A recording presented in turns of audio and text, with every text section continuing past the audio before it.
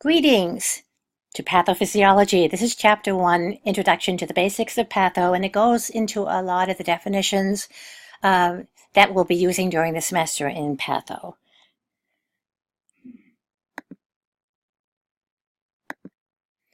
So pathophysiology is the study of functional alterations at various levels, molecular, cellular, tissue, organ system, that are involved in disease states. Pathology is part of pathophysiology, so this is a medical discipline around structural alterations in tissues and organs. It's closely related to pathophysiology, and it does involve specimen analysis. Histology.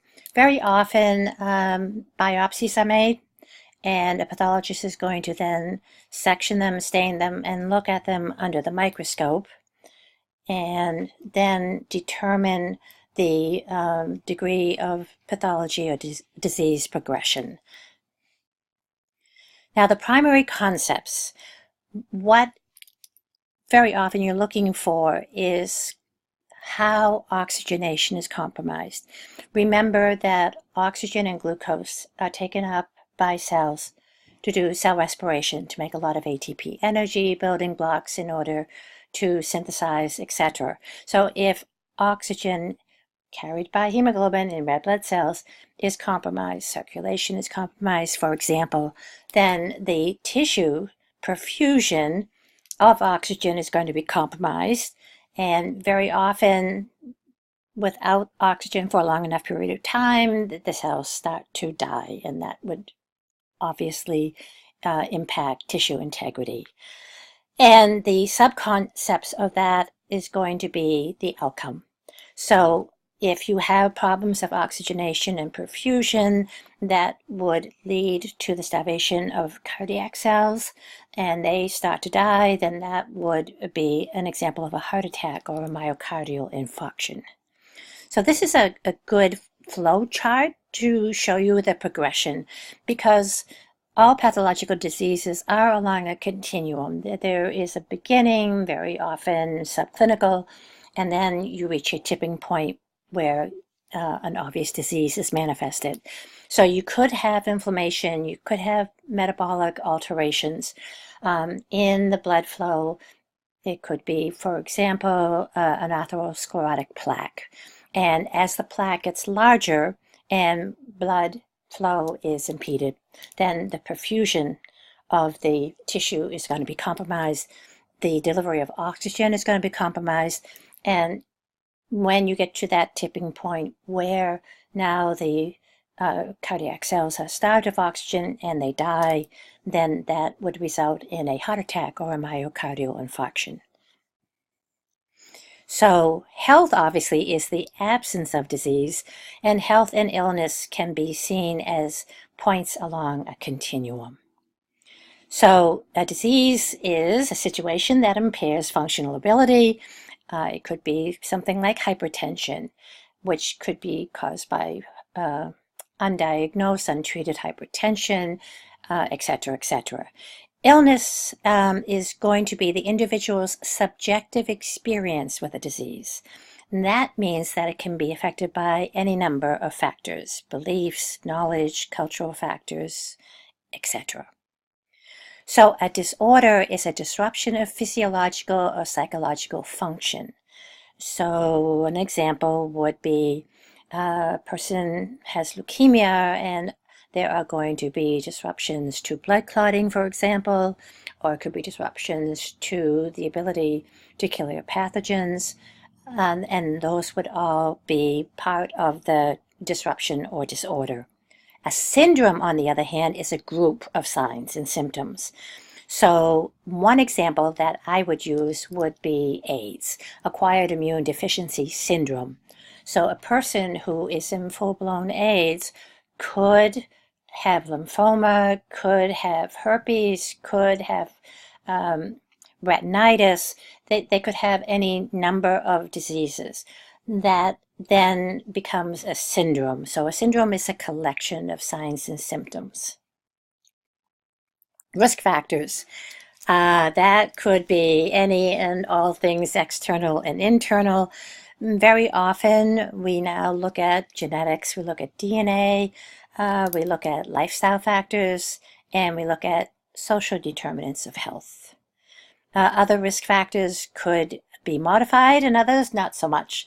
So modifiable risk factors could be stopping smoking, for example. But if I'm going to use Angelina Jolie, she inherited a BCRCA1 gene from her mother. So her inheriting that breast cancer gene is something that she cannot change. It's something that is non-modifiable. So the etiology is the cause of the disease or injury. And sometimes that can be from without, and sometimes that can be from within. So you could have an exogenous etiological agent from the environment, or you could have an endogenous etiological agent from within the body. Idiopathic is used often. That means that we don't know exactly what the agent or the reason for the disease. And in the future, hopefully they would be able to find out, but right about now, it is idiopathic. It is unknown. Iatrogenic is unintentional outcomes. So you could be treated for cancer, and then that particular chemotherapy could reduce immune function, and because your immune function is compromised, you come down with a disease that is all because of an immunological problem. So it could be a herpes infection. So that's what they mean by iatrogenic. You're taking the chemo to treat cancer, but the unintentional consequence of that might be a herpes infection.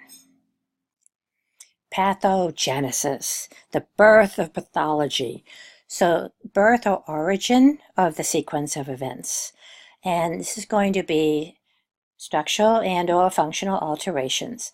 It can start actually on the molecular level as well as cells and tissues or organs. And it is the underlying mechanism responsible for the clinical manifestation of the disease. So clinical manifestations are the signs and symptoms and the related alterations in diagnostic tests. The caveat I want to put out right now is that this particular course is going to emphasize the molecular and cellular tissue organ system alterations in a pathological situation.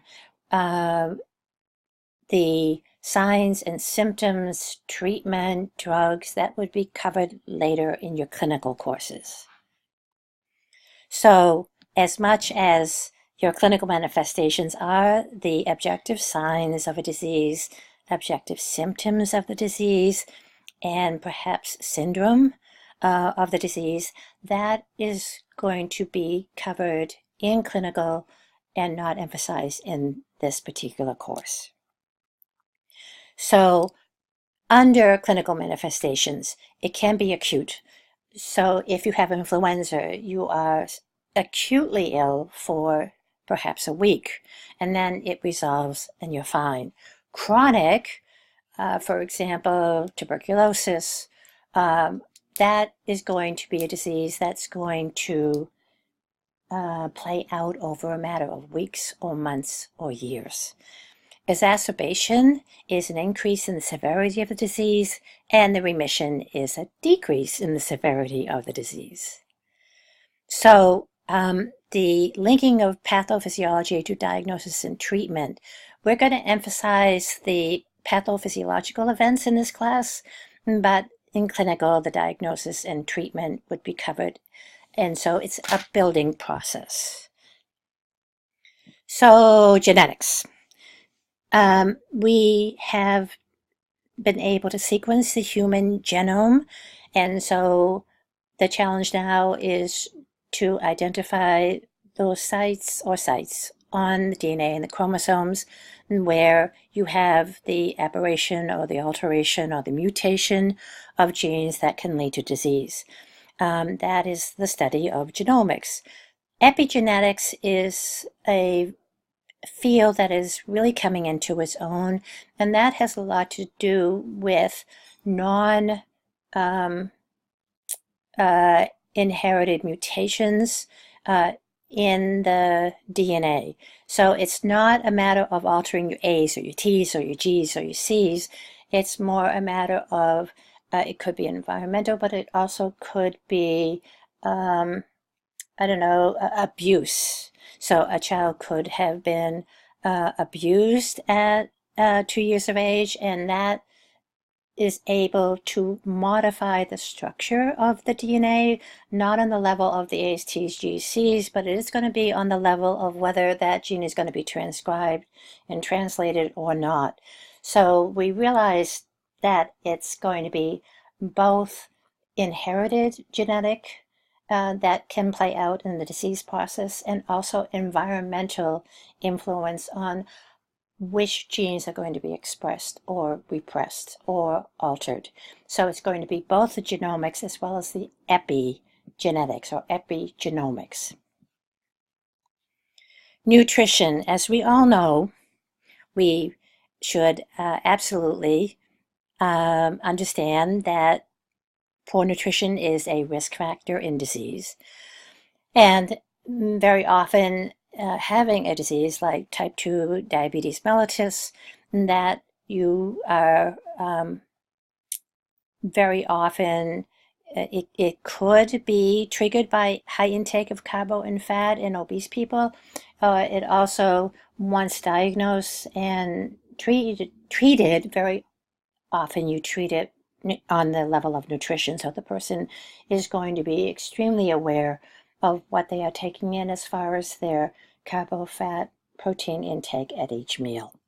You can also, for example, with cardiovascular disease, high sodium intake in food is something that is not going to be very healthy, and the awareness of the sodium and potassium levels in food is something that needs to be considered if indeed you have cardiovascular disease, or the fat and the carbohydrate is going to, content of a food is going to be something that a person with diabetes should also very much consider.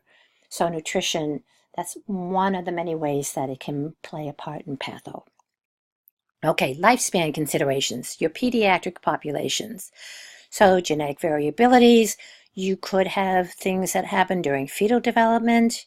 You could also have genetic involvement, and within the pediatric population, there can be certain pathologies that tend to be more childhood related, that you would find it more in that population than you would in an adult population, et cetera, et cetera. So pregnancy is another lifespan consideration. So one of the things that we'll cover this semester is gestational diabetes.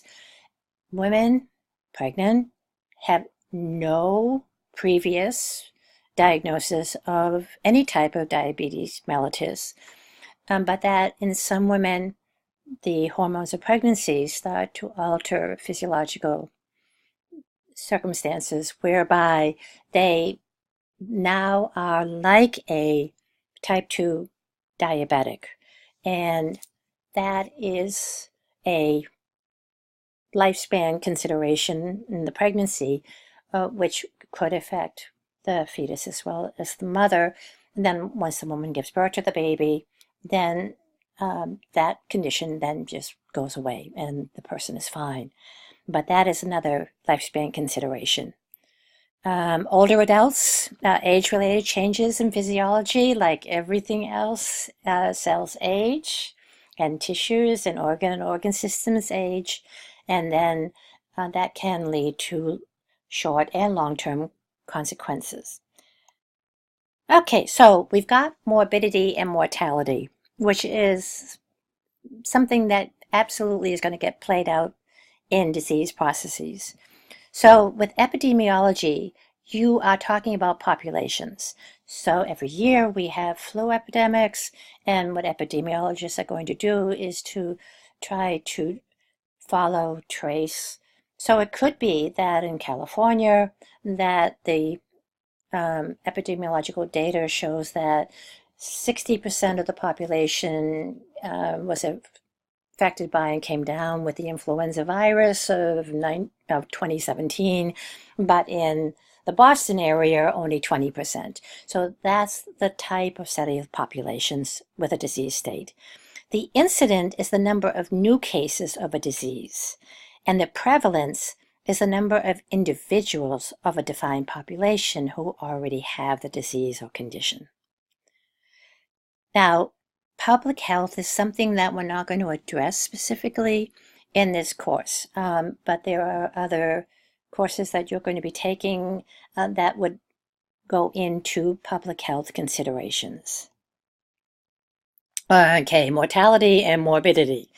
Mortality is the number of deaths in a population, and morbidity is the departure from physiological or psychological well-being and encompasses disease, injury, and disability. So there's a slight difference between the two terms. So other things that are considered indicators of morbidity and mortality. Again, I'm going to mention it here. It is not going to be the main scope of this course, but access to health service, environment, health of the mother, infant, and child, nutrition, physical activity, reproduction, sexual health, substance abuse. These are all leading indicators. And that's it. So that is chapter 1. This is a hybrid lecture. So what I would do is look at the PowerPoint first and then listen to this recording. I would take notes, and you can pause at any time and then resume at any time. And by doing that, then it would hopefully be as if you were in a classroom. This is available to you 24/7. So you don't have to be plugged in, tuned in, computer on at a specific time, but that this particular hybrid would be looked at and listened to and notes taken during that particular week. So, thanks so much, and I will see you in class soon.